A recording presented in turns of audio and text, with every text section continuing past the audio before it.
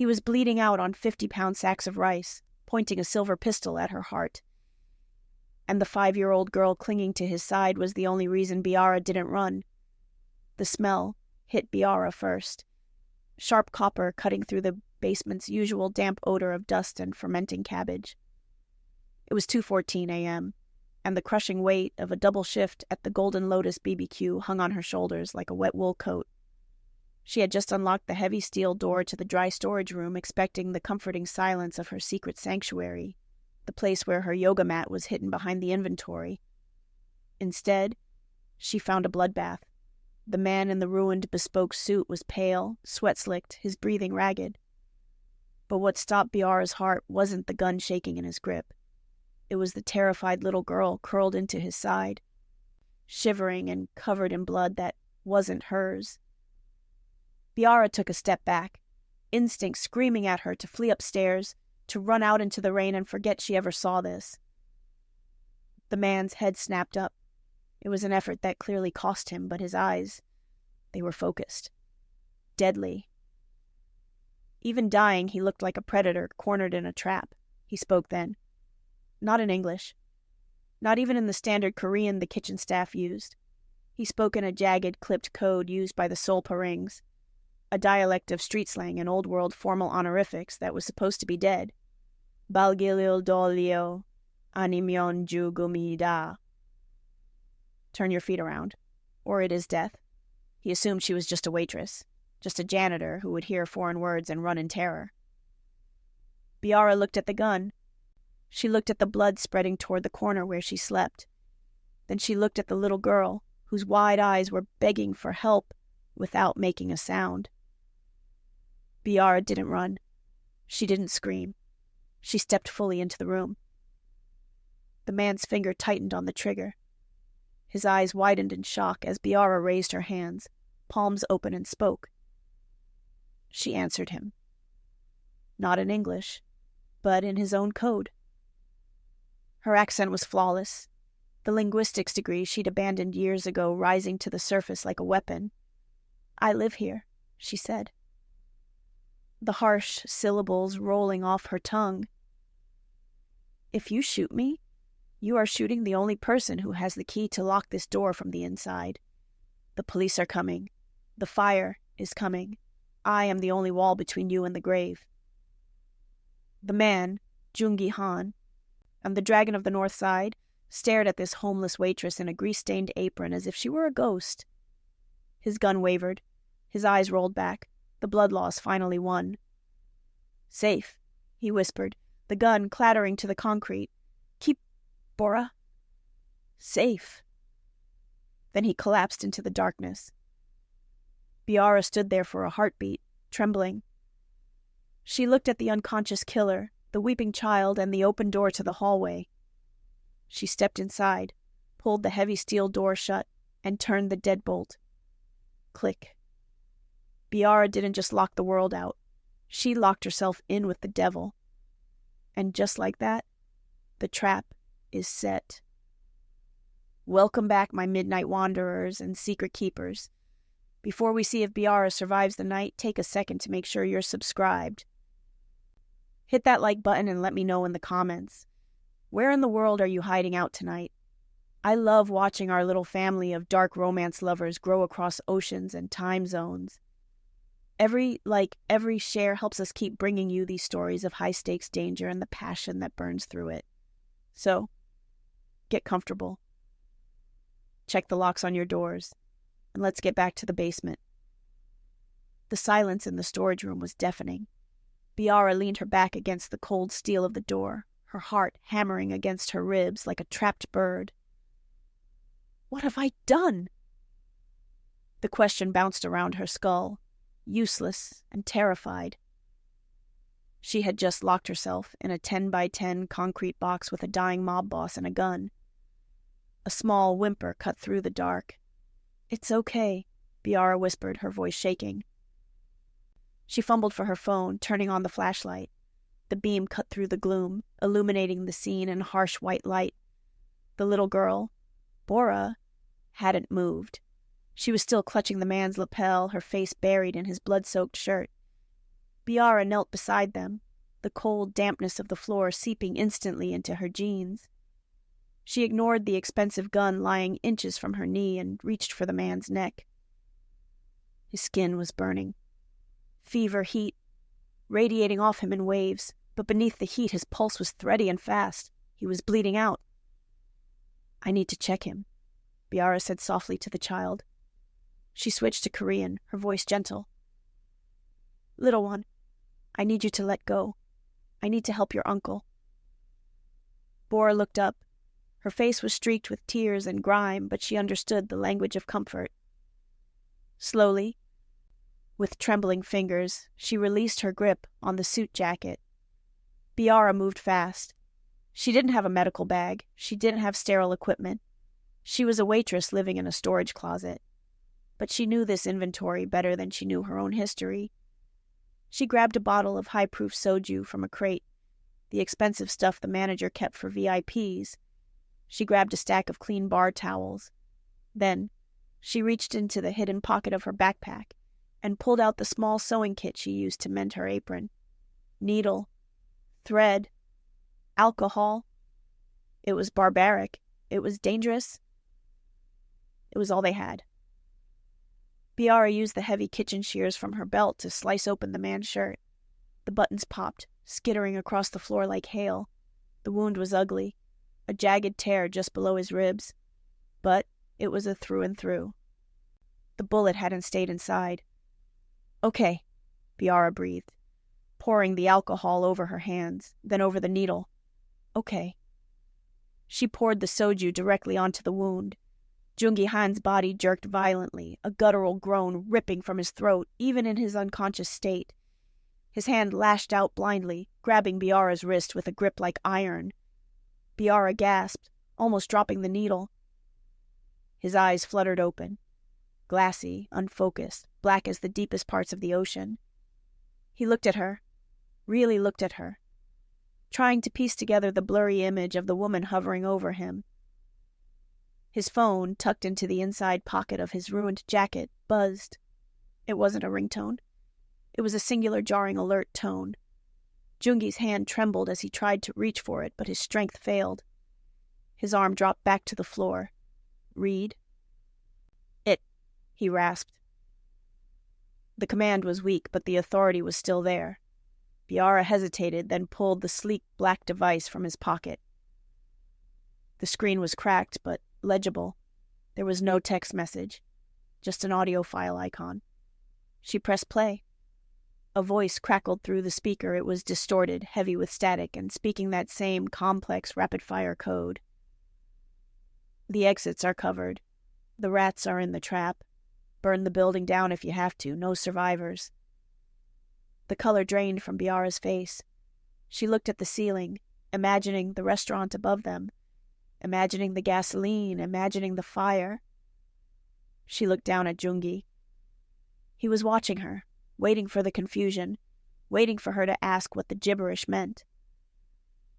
"You can't understand it," he whispered, his eyes closing again. "It's a dead dialect. It says the exits are covered," Biara said, her voice flat and cold. "It says they are going to burn the building down with us inside." Joongi's eyes snapped open. The shock was enough to clear the fog of pain for a single second. He realized then that she wasn't guessing. She knew. He was trapped. He was dying. And this homeless woman with the sewing needle and the sad eyes was the only thing standing between him and the fire. He tried to sit up, groaning as the movement tore at his wound. He reached into his pocket with a shaking hand and pulled out a money clip. It was thick. Thicker than a Bible. "Get us out," he rasped, shoving the cash toward her. Blood smeared across the crisp $100 bills. "There's $50,000 here. It's yours. Take it." "Get us out and disappear." Biara looked at the money. $50,000. It was more than she had made in the last 2 years combined. It was an apartment. It was shoes. It was food. It was a ticket out of this basement, out of this city, out of this life where she was invisible. She reached out, her fingers brushing the cold cash. Then she stopped. She looked around the room. She looked at the yoga mat in the corner. She looked at the sacks of rice that had been her roommates for 6 months. 50,000 would last a year. Maybe 2. And then? Then she would be back here. Back to being nobody. Back to being the help. Back to being afraid. Biara realized something in that dark, blood-scented room. Money ran out. Power lasted forever. She pushed the money away. Joongi blinked, confusion warring with the pain. It is not enough. I don't want a tip, Biara said. Her voice was steady, steel forged in the fires of desperation. She locked eyes with the devil, and for the first time in her life she didn't blink. That money buys me a year of rent. Then I'm back to nothing. You want me to get you out past the men burning this place down? You want me to decode the orders that will keep your niece alive? She leaned in close, so close she could feel the heat of his fever on her face. I want half. Half your money. Half your power. Writing on paper right now. Or I open this door and whistle for the hunters. For a long, agonizing moment, the only sound was the hum of the freezer and Bora's soft whimpers.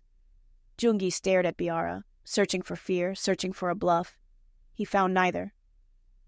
He saw only the terrifying clarity of a woman who had nothing left to lose. Slowly, painfully, a corner of his mouth ticked up. It wasn't a smile, it was an acknowledgement. Paper, he rasped. And a pen. Biara grabbed her order pad and a cheap ballpoint from her apron. She held it steady as Joongi scribbled 3 lines of Korean characters. His hand shook, but the signature at the bottom was bold, aggressive. The dragon's mark. He shoved the paper into her hand. Half, he breathed. Now get us out. Biara tucked the paper into her bra next to her heart. She didn't have time to celebrate. The smell of smoke was already seeping under the heavy steel door. Acrid. Thick. The audio message hadn't been a threat. It was a promise. The delivery hatch, Biara said, moving to the far wall. It leads to the alley behind the dumpsters. It's the only way. She shoved aside a stack of crates, revealing a small, rusted industrial hatch. It was fitted with a heavy-duty electronic keypad, blinking an angry red light. Biara froze. It's never locked, she whispered. The delivery guys leave it open. System override, Joongi said from the floor, his voice fading. If the alarm triggers, all external locks engage. High security. Biara pounded on the keypad. Nothing. Just a synthesized voice barking from the speaker in that same rapid-fire dialect. System lockdown. Voice authorization required. Speak the daily cipher. Biara looked at Joongi. His eyes were closed, his head lolling back. He was unconscious. He couldn't speak. He couldn't authorize anything. The smoke was getting thicker now, curling along the ceiling like gray snakes. Bora started to cough, a dry, hacking sound that tore at Biara's chest. Speak the daily cipher, the machine repeated. Biara closed her eyes. She thought back to the audio message on the phone. The killer had said something specific. The rats are in the trap. It was a phrase, but it was phrased oddly. A poetic structure used in old Korean literature. She looked at the keypad.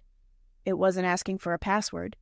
It was asking for the counterphrase, the response to the code. Biara took a breath, tasting smoke. She leaned close to the speaker, pitching her voice lower, mimicking the cadence she had heard Joongi use, mimicking the arrogance, the authority. Burn the mountain, she said in perfect formal dialect, but save the tiger.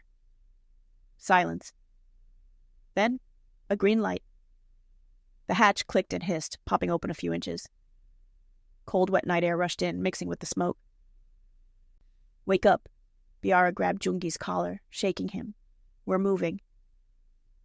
She grabbed Bora first, lifting the child through the hatch into the rain-slicked alley. Then she turned back for the man who had just promised her the world. He was heavy, dead weight, but adrenaline gave her strength she didn't know she possessed. She dragged him, shoved him, and finally tumbled out into the alley beside him. They were out. They were alive. But as Biara looked up at the smoke billowing from the restaurant vents, she knew the night wasn't over. She touched the paper hidden against her skin. She had survived the fire. Now she had to survive the empire she had just bought into. The Chicago rain didn't wash away the sins of the night. It just made them colder. Biara dragged Joongi Han through the sludge of the back alley, her boots slipping on grease and wet cardboard. He was heavy, a dead weight of muscle and expensive wool that threatened to pull her down into the filth with him. Bora clung to the back of Biara's apron, sobbing quietly, a tiny shadow tethered to their desperate escape. They needed wheels. They needed distance. And they needed it 5 minutes ago. The alley behind the Golden Lotus was lined with dumpsters and the parked cars of the late-shift staff. Biara scanned the row. The manager's Lexus was there, gleaming under the security light. Too risky. It had a tracker. She knew because he bragged about it constantly. Next to it was the dishwasher's rusted Honda Civic. Biara knew that car. She knew the lock on the driver's side was broken because she'd helped him shimmy it open with a coat hanger 2 weeks ago when he locked his keys inside. "Stay here," she whispered to Bora, tucking the child behind a stack of pallets. "Don't make a sound." Biara laid Joongi against the brick wall. He was conscious, barely. His eyes were slits of obsidian, tracking her movements with a mixture of pain and calculation.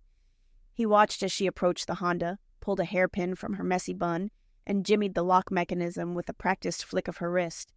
It popped. She didn't have a key, but she had a brother named Booker. And Booker had taught her that you didn't need a key if you knew which wires to kiss together under the steering column. It was a skill she had hated learning, a relic of a childhood spent waiting for police sirens, but tonight it was the difference between life and death. The engine sputtered, coughed, and roared to life. It sounded like a dying lawnmower, but to Biara, it sounded like a chariot.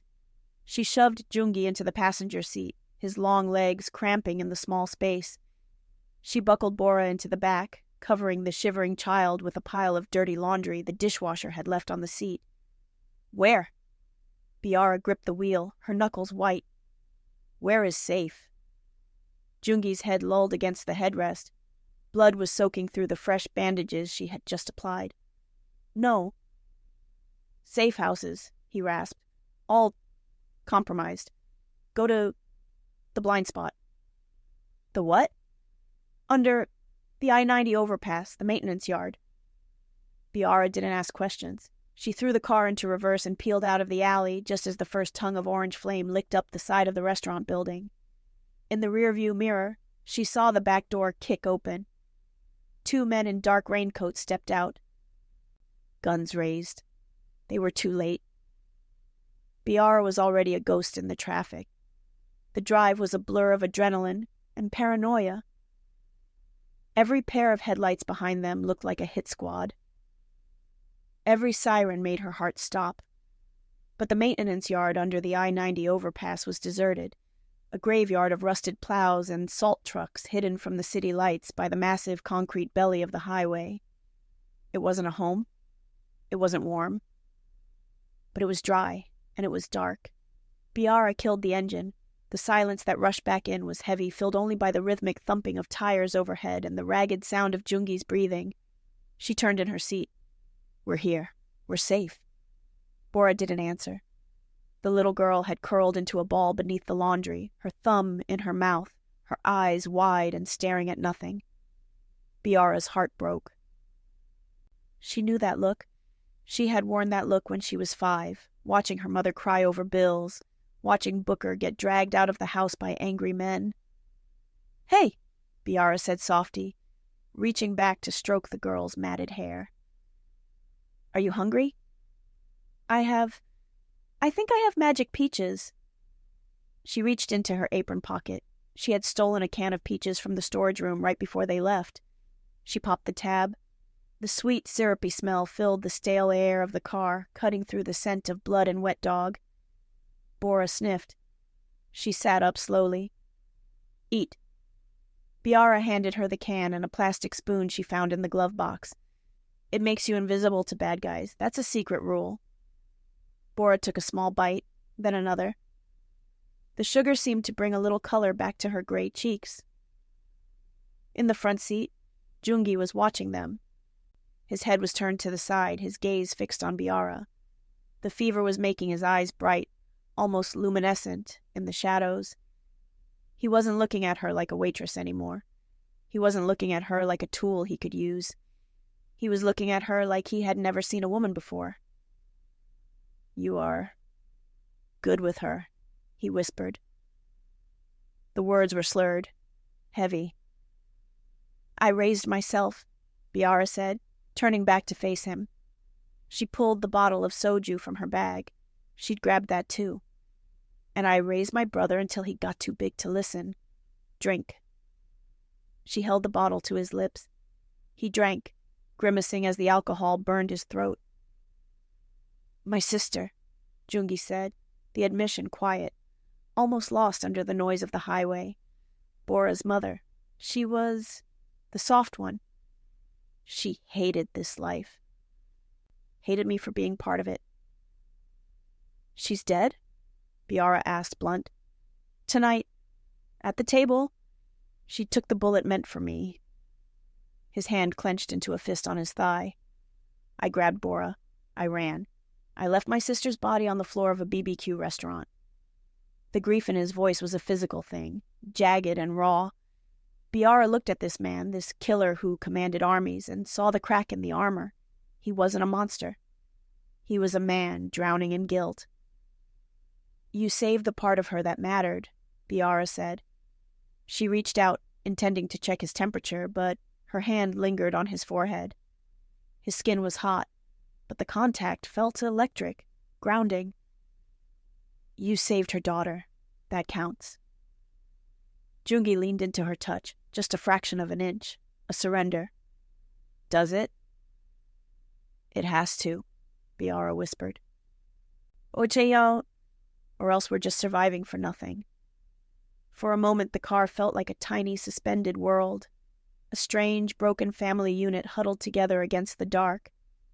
The waitress, the mob boss, and the orphan, bound by blood and a contract written on a guest check. Then, the sound changed. In the back seat, the rhythmic sound of eating stopped. It was replaced by a wheeze, a high-pitched whistling sound that made Biara's blood run cold. She spun around. Bora was clutching her throat. Her mouth was open, gasping like a fish out of water, but no air was getting in. Her face was turning a terrifying shade of red.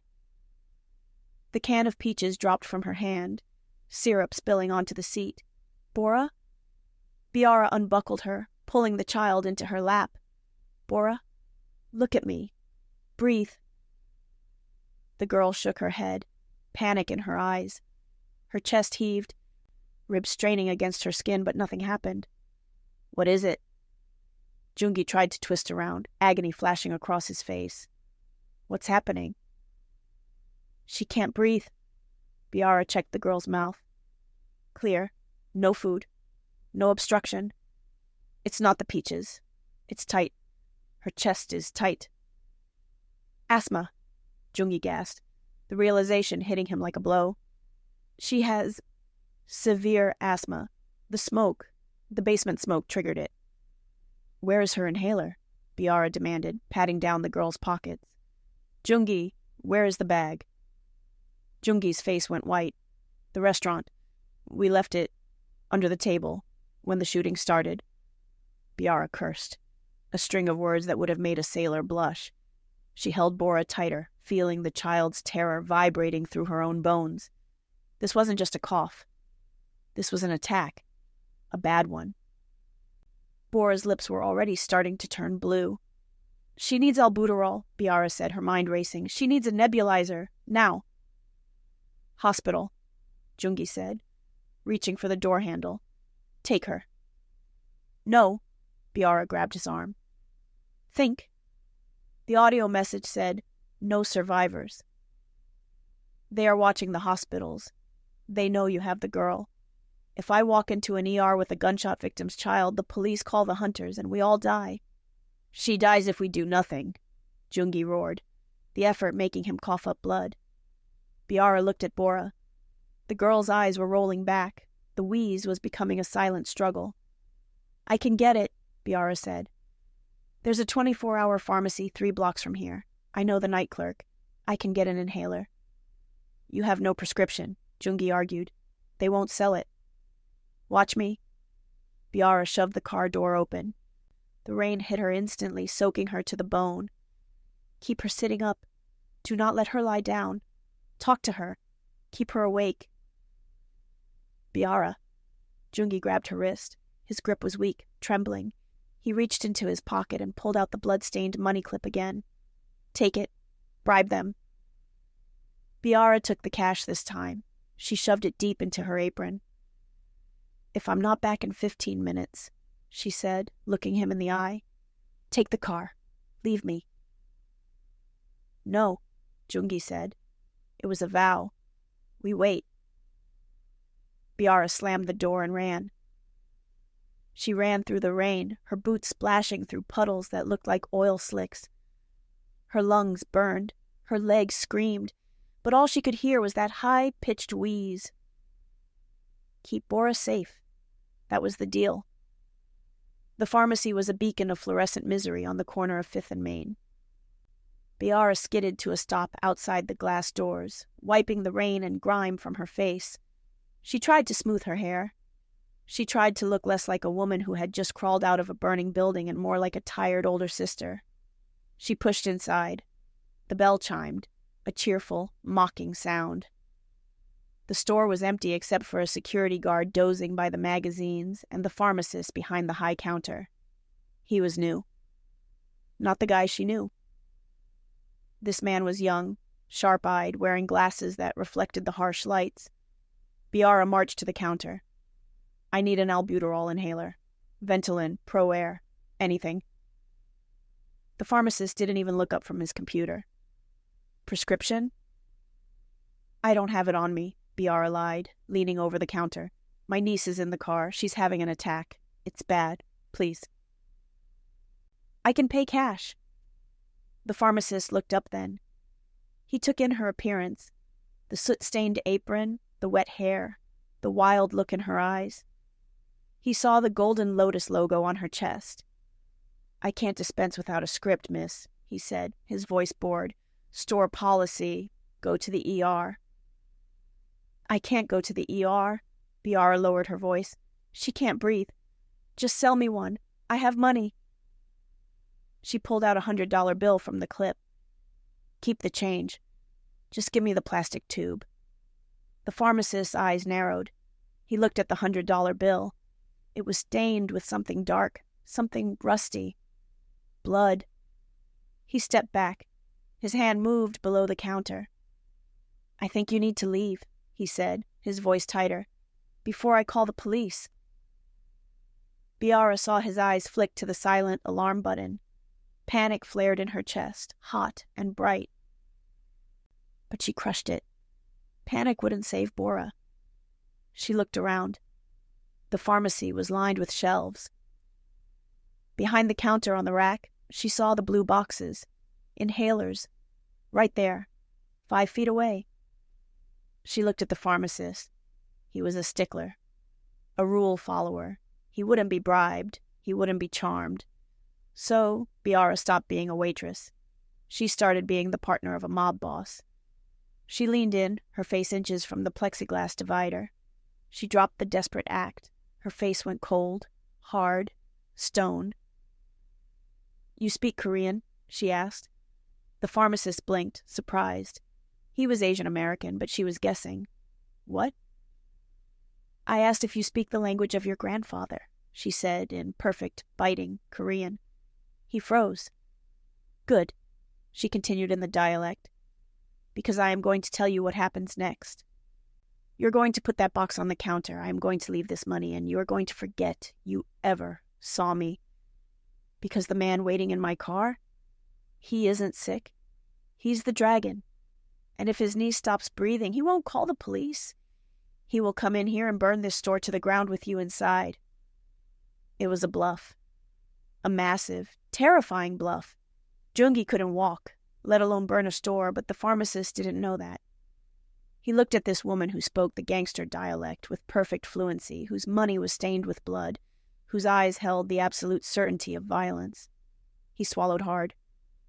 His hand moved away from the alarm button. He reached back, grabbed a blue box, and slid it across the counter. "Take it," he whispered in English. "Just go." Biara slapped the bloodied bill on the counter. "Thank you." She grabbed the box and turned to run, but as she reached the automatic doors, she saw it. A black SUV rolled slowly past the front of the store.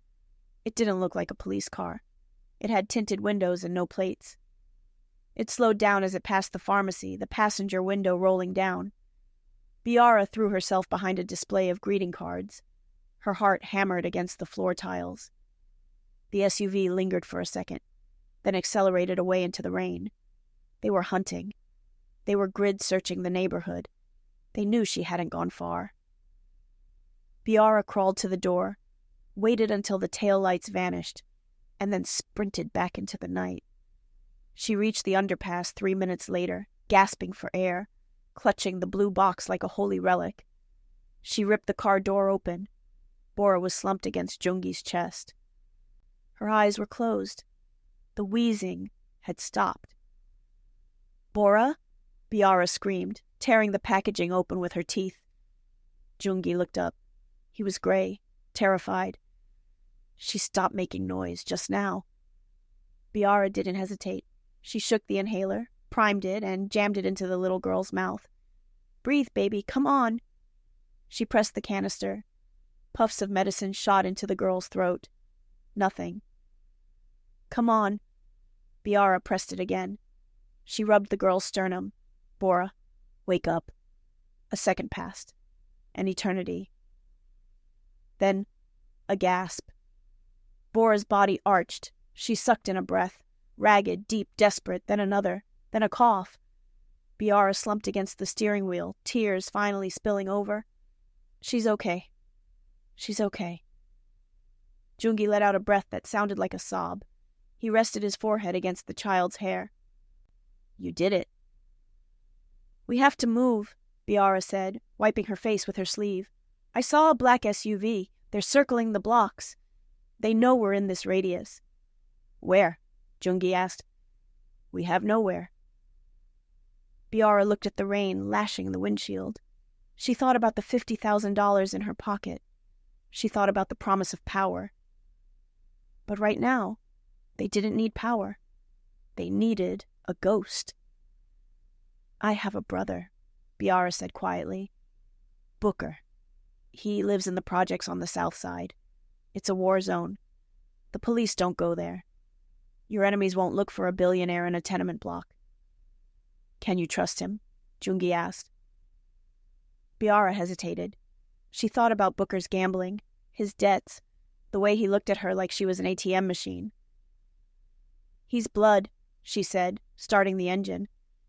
"And right now, blood is all we have." She put the car in gear. As they merged back onto the highway, heading south toward the crumbling towers of the projects, Biara felt a cold knot of dread in her stomach. She had saved them from the fire. She had saved them from the sickness. But as she drove toward her brother's house, she couldn't shake the feeling that she was driving them straight into the trap. The south side of Chicago didn't sleep. It just waited with one eye open. Biara navigated the stolen Honda through streets that looked more like the aftermath of a bombing than a neighborhood.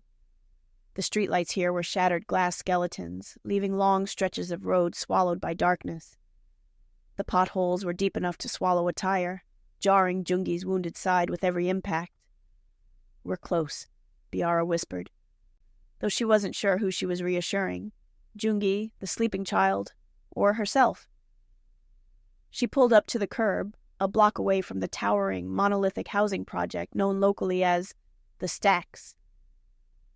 It was a fortress of concrete and misery, 20 stories of peeling paint and broken windows rising into the rainy sky. "This is it?" Joongi asked. He was clutching his side, his face slick with sweat. The adrenaline from the pharmacy run was fading, leaving him gray and trembling. "It's not a palace," Biara said, killing the engine, "but the police don't come in here without a SWAT team." And your enemies? They stick to the penthouses and the ports. They won't look for the dragon in the gutter. The gutter is where rats breed, Joongi murmured, but he opened the door. Getting inside was a tactical nightmare. The front door lock was busted. The lobby smelled of stale urine, bleach, and weed. The elevator, predictably, was out of order, taped off with yellow caution tape that looked decades old. "Booker's on the 9th floor," Biara said, looking at the stairs. "Can you make it?" Joongi adjusted his grip on the gun hidden beneath his coat. "I have walked on broken legs before. I can walk on a hole in my side." The climb was a slow, agonizing procession. Biara carried Bora, who was groggy and heavy with sleep. Joongi trailed behind, one hand on the railing, the other pressed to his bandage. Every landing was a victory. Every shadow made them freeze. By the time they reached 9B, Biara's arms were burning, and Joongi was leaving small, wet drops of blood on the linoleum. Biara didn't knock. She used the secret knock, too fast, one slow, too fast, that she and Booker had used since they were kids, hiding from their father's temper. Silence. Then, the sound of a chain sliding. 3 locks turning. The door cracked open. Booker stood there. He looked older than 30. His eyes were sunken, rimmed with red exhaustion. He was wearing a stained tank top, and the apartment behind him was dark, lit only by the flickering blue light of a television. "Bye." He blinked, rubbing his face. "It's 3 a.m. "What the hell?" "Let us in, Book," Biara whispered, shouldering past him. "We're in trouble." Booker stepped back, confusion clouding his face. Then he saw Joongi. He saw the expensive, ruined suit. He saw the blood. He saw the way the man stood, wounded but dangerous, scanning the room for threats before he even fully entered. "Who the hell is that?" Booker's voice pitched up. "Bye, you can't bring heat here. I got situations of my own." "He's a friend," Biara lied, locking the door behind them. She engaged all 3 deadbolts. "He's hurt. We just need a place to crash for a few hours, just until the sun comes up." She laid Bora on the sagging couch. The little girl curled up instantly, clutching her inhaler in her sleep. Booker was pacing now, his eyes darting from Biara to Joongi to the door. He looked jittery, high-strung. Biara had seen him like this before when he was waiting on a payout or dodging a loan shark, but this felt different. This felt desperate. "You don't understand," Booker said, wiping his sweaty palms on his jeans. "Things are hot right now. The Zhurdevs are sweeping the block. The gangs are edgy." "We won't stay long," Biara promised. She went to the kitchenette, filling a glass with tap water for Joongi. "Just let us rest." "Please, Book, I have money. I can pay you." At the word money, Booker stopped pacing. He looked at her, really looked at her.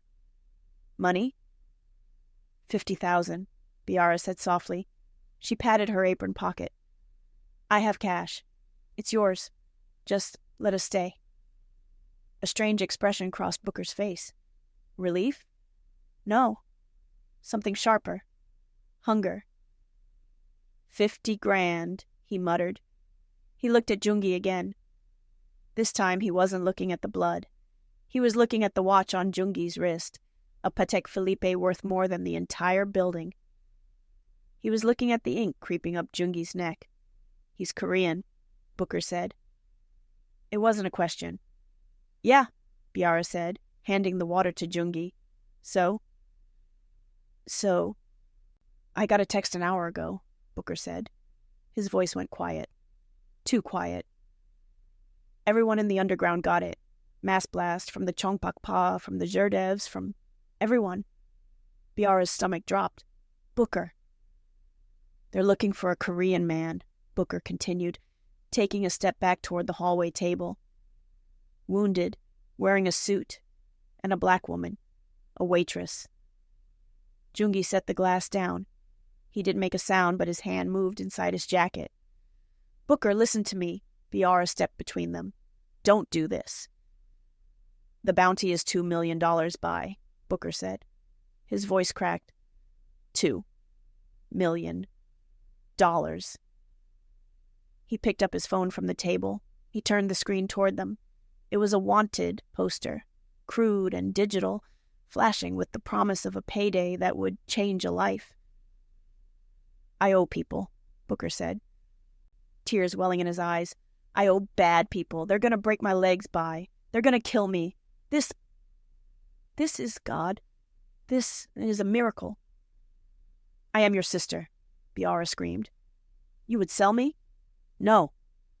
Booker shook his head frantically. Not you. Just him. They just want the Korean. And the kid. The text says the woman can walk. You can walk by. You can leave with 50 grand and I get the 2 million. We both win. There is no winning. Joongi spoke for the first time. His voice was gravel. If you call them, we all die. They don't leave witnesses. Shut up. Booker reached into the drawer of the hallway table. He pulled out a revolver. Cheap, snub-nosed, shaking in his hand. Biara froze. Booker, put it down. I can't. Booker was crying now, sweat dripping down his nose. I can't go back to being broke, Bai. I can't be afraid every time I open my door. Move away from him. No. Biara stood her ground. Booker's eyes darted around the room. He was panicked. He needed leverage. He needed to make her move. His eyes landed on the couch. No, Biara whispered. Booker, don't you dare. Booker lunged. He wasn't graceful, but he was fast. He grabbed Bora by the arm, yanking the sleeping child off the cushions. Bora screamed, a high, terrified sound that shattered the room. Get back, Booker shouted, jamming the gun against the little girl's temple. He dragged her backward toward the door. Get back, or I swear to God, I'll do it! I'll do it! Bora was wailing, her legs kicking, her tiny hands clawing at Booker's arm. Let her go. Biara took a step forward, her hands raised. She's a baby, Book. She's 5 years old. She's a ticket, Booker screamed. He was backed against the door now, wild-eyed. She's my ticket out. I'm calling them. I'm calling the number. He fumbled with his phone with his left hand while keeping the gun pressed to Bora's head with his right. Biara looked at her brother. She saw the boy who had taught her to ride a bike. The boy who had split his lunch with her when there wasn't enough food at home. The boy who had protected her from the neighborhood bullies. But that boy was gone. Consumed by debt. Consumed by fear. Eaten alive by a city that didn't care. What stood before her wasn't her brother. It was a desperate animal cornered by its own mistakes. She looked at Joongi. The boss was leaning against the kitchenette counter, barely standing, but his gun was out. He was holding it steady with 2 hands, aiming past Biara. He couldn't take the shot. Biara was in the line of fire, and Booker was shielding himself with the child. Joongi's eyes met Biara's. There was a question in them. A terrible, silent question. He is your blood. Do I take the shot? Biara looked at Bora. The little girl's eyes were locked on Biara, filled with absolute terror. Keep Bora safe. That was the deal. That was the price of half the empire. Biara looked at Booker one last time. Booker, please. Let her go. I'm sorry, Bai, Booker wept, his thumb dialing the number. I have to. Biara closed her eyes and she nodded. She dropped to the floor. The sound was deafening in the small apartment. Bang. 1 shot. Booker's head snapped back. A spray of red painted the peeling wallpaper behind him. He didn't scream. He just crumbled. His legs gave out. Poichi roared and he slid down the doorframe, the gun clattering from his limp hand. The phone dropped, sliding across the floor, the call never connected. Bora fell with him, landing on her knees, screaming. Biara stayed on the floor for a second, the ringing in her ears drowning out everything else. She stared at her brother's body. He looked smaller in death, just a pile of clothes and bad choices. Joongi moved. He crossed the room, stepping over the body without hesitation. He scooped up Bora, checking her quickly for injuries. "She's fine," he said. His voice was void of emotion. Pure business. "Biara, we have to go. The gunshot. Neighbors will call." Biara scrambled to her feet. She felt numb, cold, like her own heart had stopped beating. She walked to the door. She had to step over Booker's legs to get out. She looked down at his face. His eyes were open, staring at the ceiling, surprised. "I'm sorry," she whispered. She reached down and took the $50,000 from her pocket. She dropped the bloodied stack of cash onto his chest. "You got your payday, Book." She turned away.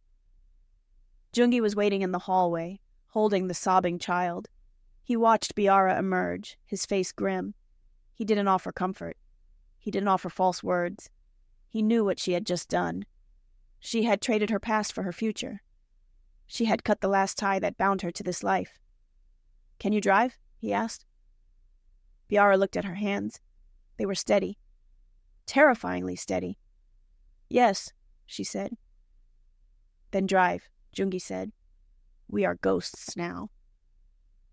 They descended the stairs in silence, leaving the dead man and the money behind in apartment 9B. The south side was still waiting with one eye open.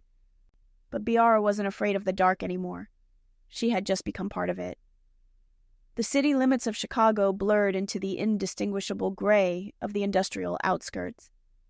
Biara drove until her hands cramped around the steering wheel, until the adrenaline crash hit her so hard her teeth started chattering. She didn't look in the rearview mirror.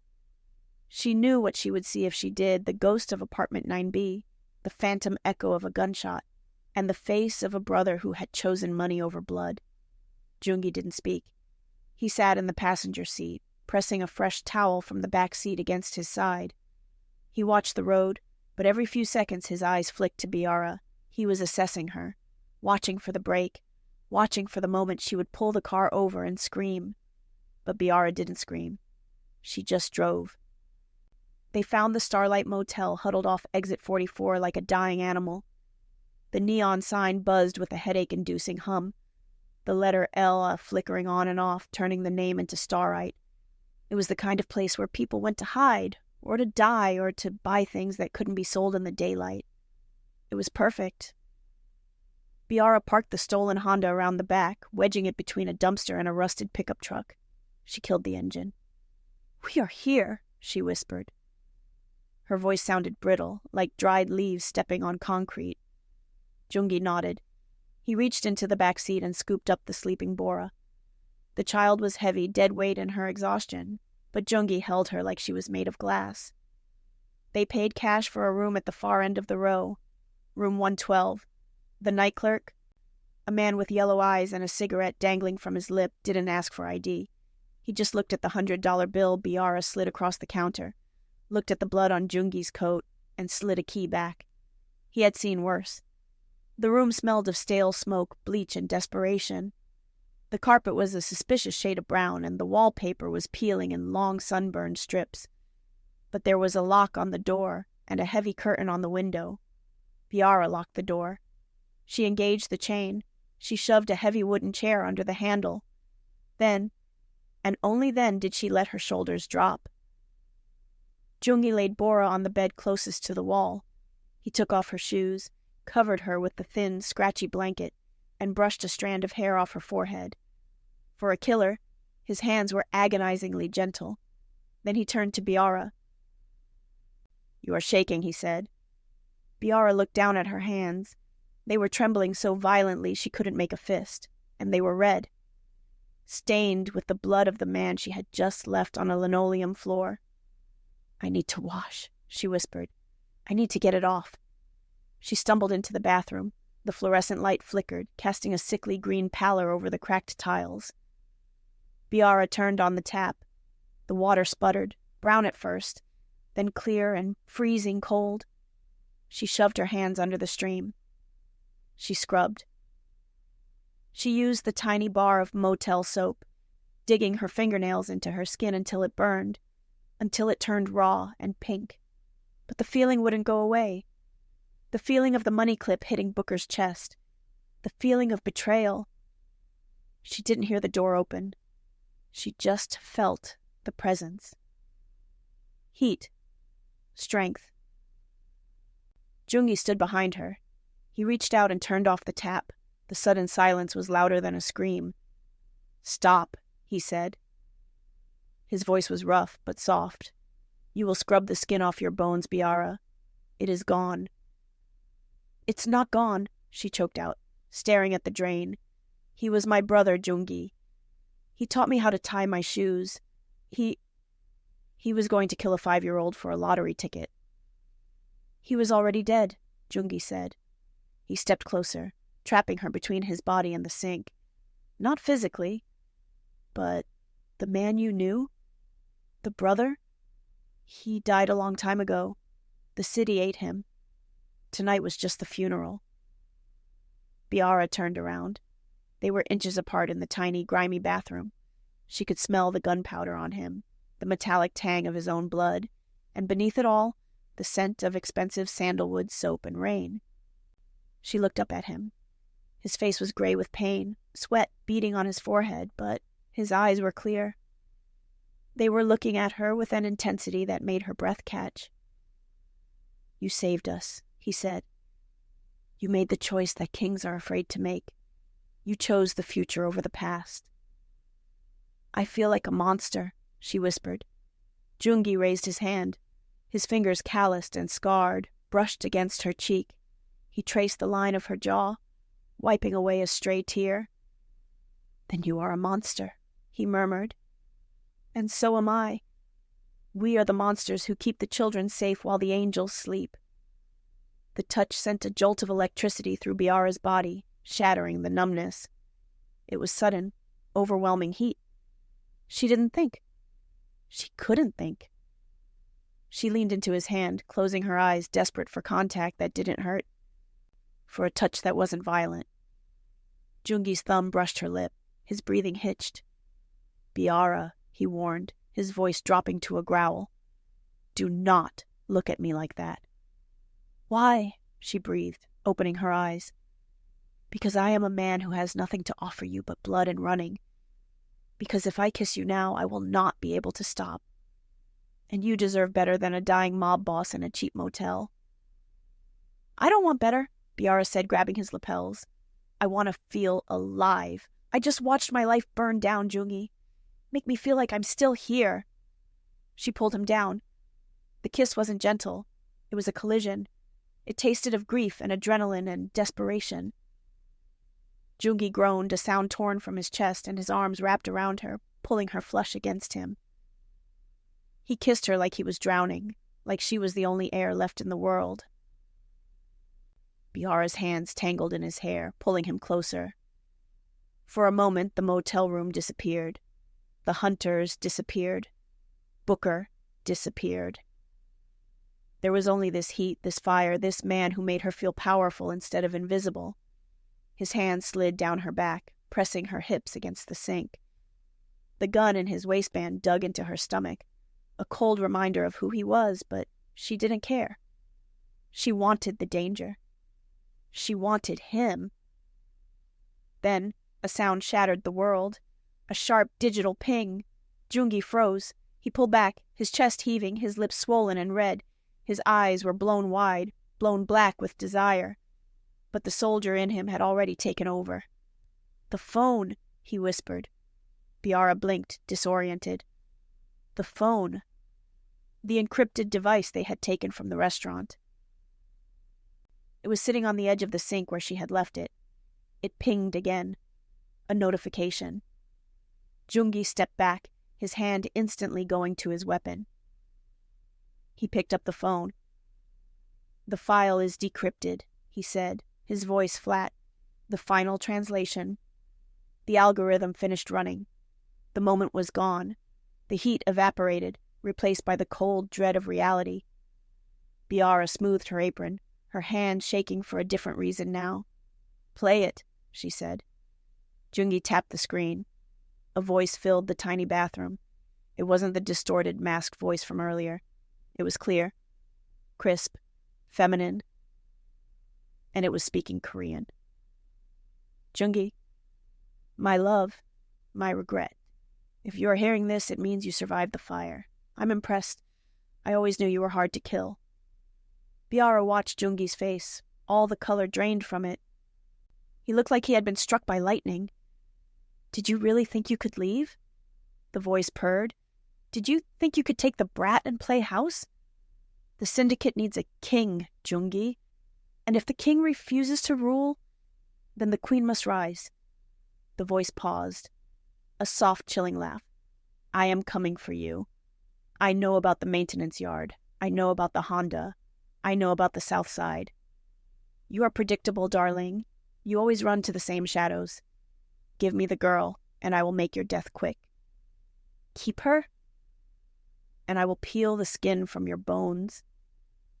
The message ended. Joongi leaned against the doorframe, looking like a man who had just been stabbed in the heart. Who is she? Biara asked, though she already knew the answer. She could hear the history in the woman's voice, the intimacy. Yoon Ji-woo, Joongi whispered. The name sounded like a curse. My ex-fiancée, the woman you left the life for? The woman I left because she was the devil, Joongi corrected. She wanted the throne. She wanted the war. I refused, so she killed my sister to force my hand. He looked at the phone, then at Biara. She knows, he said. She tracked the phone, or the car. It doesn't matter. She knows where we are. Biara ran to the window. She peeled back the edge of the heavy curtain. Outside, the rain had stopped. The parking lot was quiet. Too quiet. The night clerk was gone from the front desk window. The lights in the parking lot had been cut. And rolling silently into the lot, headlights off, were 3 black SUVs. They are here, Biara said, her voice calm. The fear had burned out of her. Now there was only calculation. 3 cars, maybe 12 men. Joongi checked his gun. He pulled the slide back. Empty. He checked the spare magazine in his pocket. 2 rounds. 2 bullets against an army. He looked at Biara. Then he looked at the bed where Bora was sleeping. Take the girl, he said. What? Take Bora. Put her in the bathtub. Cover her with the mattress. Lock the bathroom door. And you? Biara asked. Joongi buttoned his ruined jacket. He wiped the blood from his lip where she had kissed him. He stood tall, the pain in his side ignored, the exhaustion buried. He looked every inch the dragon of the North Side. I'm going to go out there, he said. I'm going to buy you time. When the shooting starts, you run. You take the child and you run out the back window. No, Biara shook her head. No, we stick together. That was the deal. The deal is void, Joongi said softly. He cupped her face in his hand. His thumb traced her cheekbone one last time. You wanted half the empire, Biara. But tonight, all I can give you is a head start. He kissed her forehead. A benediction. A goodbye. Then he turned and walked to the door. He undid the chain. He moved the chair. He opened the door and stepped out into the neon-lit walkway. Biara watched him go. She stood in the center of the motel room, her heart hammering. She looked at the bathroom. She looked at the sleeping child. Run. That's what he said. Hide. Survive. She looked around the room. Her eyes landed on the bedside lamp. It was an old, heavy thing. Brass base. Solid. She ripped the cord from the wall. She wasn't a waitress anymore. She wasn't a victim. She was a partner. And partners didn't let partners die alone. Biara gripped the lamp like a baseball bat, and she followed him. Outside, the air was cold and smelled of ozone. Joongi stood in the center of the walkway, his hands raised, showing he was empty. Below, in the parking lot, the SUVs had formed a semicircle. Men in tactical gear stood behind the doors, weapons raised. And stepping out of the center vehicle was a woman. She was beautiful. Terrifyingly beautiful. She wore a white trench coat that was pristine despite the mud and the grime of the city. Her hair was slicked back, her lips painted a blood red that matched the neon sign above. Yoon-ji-woo. "Hello, darling," she called out. Her voice carried in the silence. "You look terrible." "I have had a bad night," Joongi replied. His voice was steady. "Leave the civilians, Ji-woo. This is between us." "It is always between us," she smiled. "But I don't leave loose ends. You know that." "Where is the waitress?" "Where's the brat?" "Gone," Joongi lied. "I put them on a bus hours ago. It is just me." Ji-woo tisked. She pulled a gun from her coat. A gold-plated Desert Eagle. Flashy, brutal. "I don't believe you," she said, "but it doesn't matter. I will find them after I step over your corpse." She raised the gun. Joongi didn't flinch. He didn't beg. He just stared at her, ready to die on his feet. "On your knees, Joongi," Ji-woo commanded. "I want to see you beg. I want the great dragon to crawl." Joongi hesitated. The red dots of a dozen laser sights danced on his chest. He had no choice. Slowly, painfully, he lowered himself to his knees on the concrete walkway. Ji-woo laughed, a sound like breaking glass. She walked toward the stairs, heading up to the walkway. She wanted to do this close. She wanted to look him in the eye. She climbed the stairs, her heels clicking on the metal. She walked down the balcony, the gun trained on Joongi's forehead. She stopped 3 feet away. "Any last words, my love?" she asked. "Go to hell," Joongi said. "I'm already running it," she smirked. She tightened her finger on the trigger. She didn't see the shadow move in the doorway behind her. She didn't see the homeless waitress step out into the flickering neon light. Biara didn't scream. She didn't announce herself. She swung. She swung the heavy brass lamp with every ounce of rage, grief, and desperation she possessed. She put the weight of her brother's death behind it. She put the fear of the fire behind it. Crack! The base of the lamp connected with the back of Yoon-ji-woo's head with a sickening thud. The villainess crumbled. She dropped instantly, her eyes rolling back, the gold gun skittering across the concrete. The men in the parking lot shouted. Laser sights swung wildly. Biara didn't freeze. She dropped the lamp and dove for the gun. She scrambled on her knees, skinning them on the rough concrete, and grabbed the heavy, cold metal of the Desert Eagle. She rolled onto her back, sitting up beside the kneeling Joongi. She leveled the gun over the railing, aiming down at the confused hit squad. "Hold fire!" she screamed in Korean. Her voice echoed off the building, loud and commanding. "Hold fire, or the queen dies." The men froze. They saw their leader unconscious on the ground. They saw the crazy woman in the dirty apron holding a hand cannon against the back of Ji-woo's skull. Joongi looked up at her. He looked at the woman standing over his ex-fiancé's body. He looked at the waitress who had refused to run. Biara looked down at him. Her eyes were wild, her chest heaving. "Get up, partner," she snarled. "We have a council meeting to crash." Joongi smiled. It was a terrifying, blood-soaked smile. He stood up. He took the gun from her shaking hand, but he didn't push her away. He stood shoulder to shoulder with her. And for the first time in the history of the Solpa Rings, the dragon wasn't standing alone. The black SUV cut through the Chicago rain like a shark swimming through ink. Biara was behind the wheel. She had never driven a car this expensive, this heavy. It felt like driving a tank. In the passenger seat, Joongi Han was reloading the Desert Eagle Biara had wrestled from his ex-fiancée. His movements were mechanical, precise. Click. Slide. Snap. He wasn't looking at Biara. He was looking at the road ahead, his mind already calculating the angles of the room they were about to walk into. In the back seat, bound with zip ties cut from the tactical gear of her own men, Yoon-ji-woo was waking up. She groaned, shifting against the leather. The back of her head was matted with blood where the brass lamp had connected. She blinked, disoriented, the passing streetlights casting rhythmic shadows across her face. "You're making a mistake," Jiwoo slurred. Her voice had lost its silk. Now it was just jagged glass. You can't walk into the council. They will skin you alive. Quiet, Joongi said. He didn't turn around.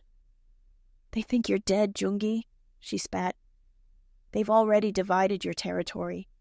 If you walk in there with her... She looked at Biara's reflection in the rearview mirror. With a waitress? A peasant? They will laugh before they shoot you. Biara tightened her grip on the steering wheel. She caught Jiwoo's eye in the mirror. Let them laugh, Biara said. It'll make it easier to see their teeth. Jiwoo fell silent, stunned by the coldness in the other woman's voice. This wasn't the terrified girl who had hidden in a basement. This was something new.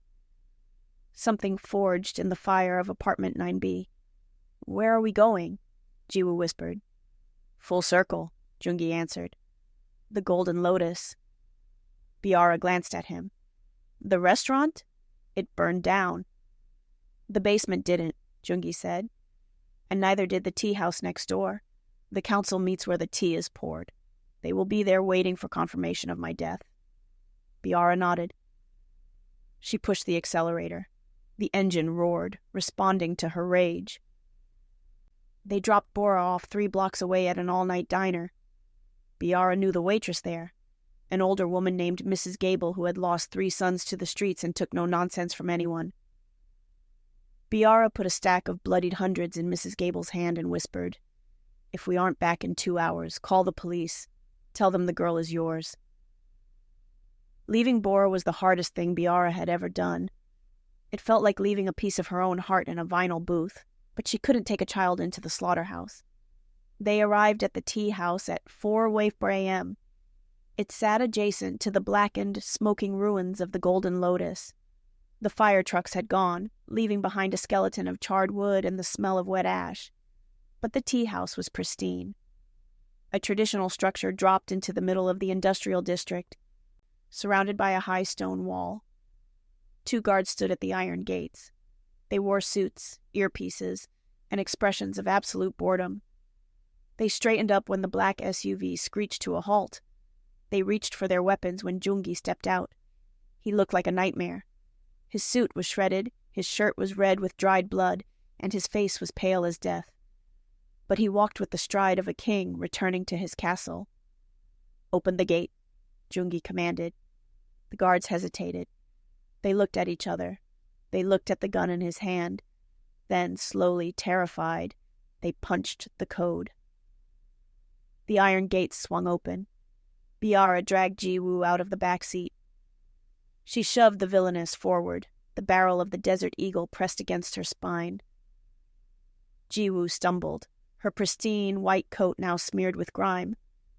Walk, Biara said. They moved as a phalanx. Joongi in the lead, Biara covering the rear with the hostage. They crossed the courtyard, ignoring the rain, and kicked open the double doors of the tea house.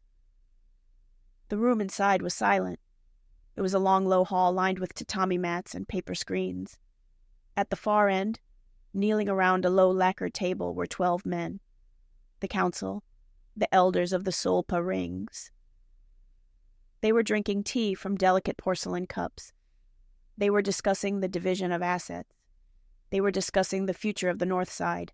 They stopped when the wind and rain blew into their sanctuary. 12 heads turned. 12 pairs of eyes widened. Joongi, the head elder said. He was a man of 80, with skin like parchment and eyes like flint. He didn't stand. He just set his cup down. We were told you were ash. I am hard to burn, elder, Joongi said, his voice echoing off the wooden beams.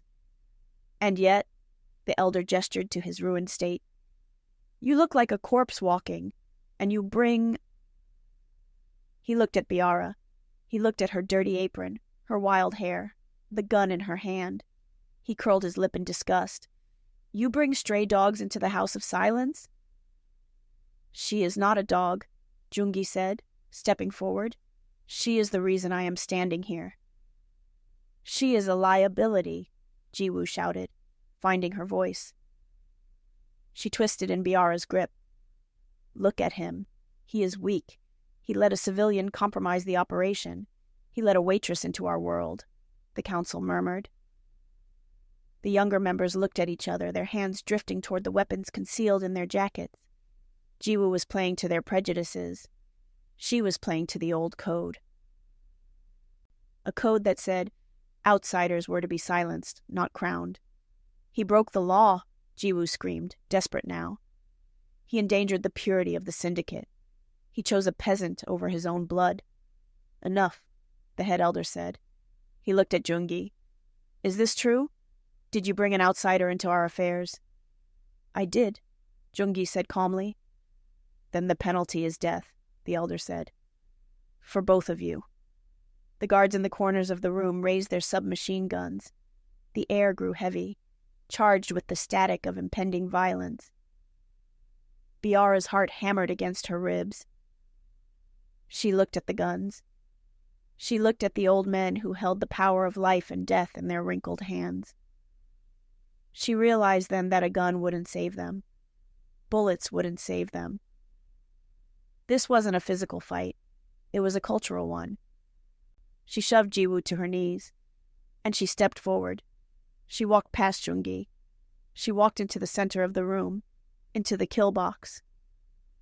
You speak of the law, Biara said. She didn't speak English. She didn't speak the street slang Joongi had used in the basement. She spoke high-formal court Korean, the language of kings, of poetry, of ancient diplomacy. It was a dialect so rare, so precise, that half the men in the room probably couldn't speak it correctly. The head elder blinked. His mouth opened slightly. You speak of purity, Biara continued, her voice ringing out clear and authoritative. But the first law of the syndicate is not about secrecy. It is about blood. Iron protects iron. Blood protects blood. Is this not the foundation? The room was dead silent. The guards lowered their weapons an inch, confused by the perfect, aristocratic cadence coming from the woman in the dirty apron. It is, the elder said slowly, responding in the same formal dialect. Who are you, child? I am the witness, Biara said. She reached into her pocket and pulled out the phone. And I have brought you the confession of a kinslayer. She plugged the phone into the room's sound system, used for soft music. The speakers crackled. Jiwoo gasped. No, don't listen to her. She's a liar. She's... Biara hit play. The recording filled the room. She wanted the throne. She wanted the war. I refused. So she killed my sister to force my hand. The elder frowned. That was Joongi's voice. That wasn't proof. But Biara let it play. She let it run to the part Jiwoo had said in the motel room. But then she did something else. She played the first file. The one from the basement. The exits are covered. The rats are in the trap. Burn the building down if you have to. No survivors. That is a tactical order, the elder said dismissively. It proves nothing. Listen closely, Biara said. To the background.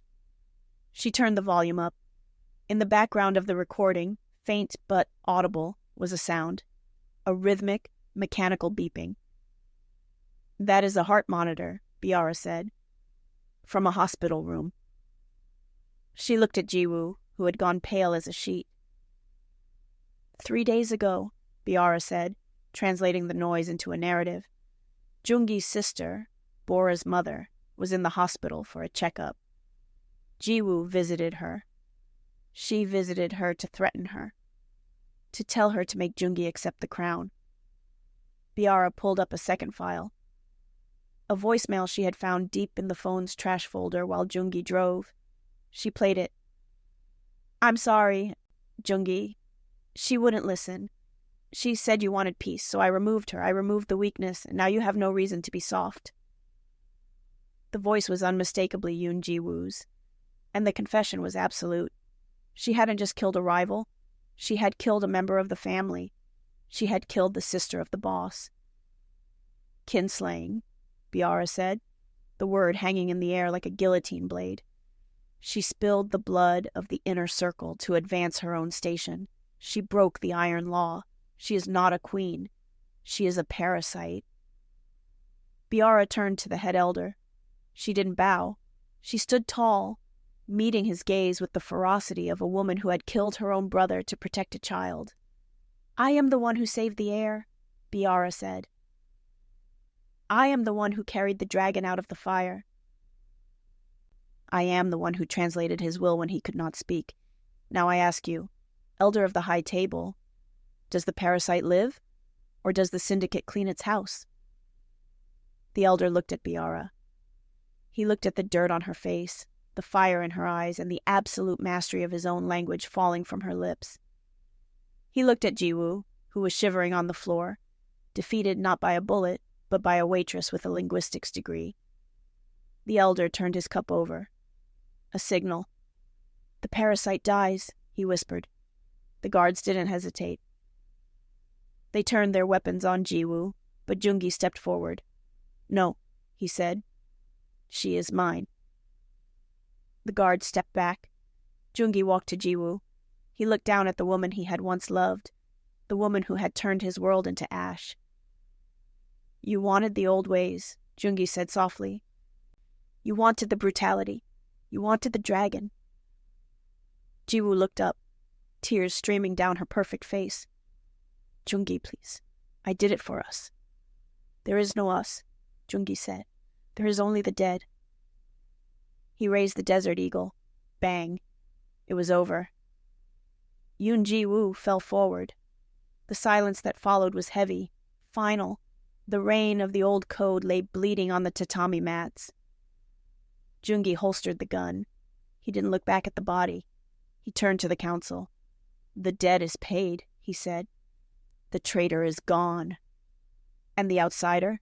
the elder asked, pointing a shaking finger at Biara. "She knows our secrets. She knows our codes. She is a loose end, Joongi. We cannot let her walk out of here." Joongi moved. He didn't move to attack. He moved to stand beside Biara. He placed his hand on the small of her back, a gesture of possession and protection so clear it stopped the breath in the room.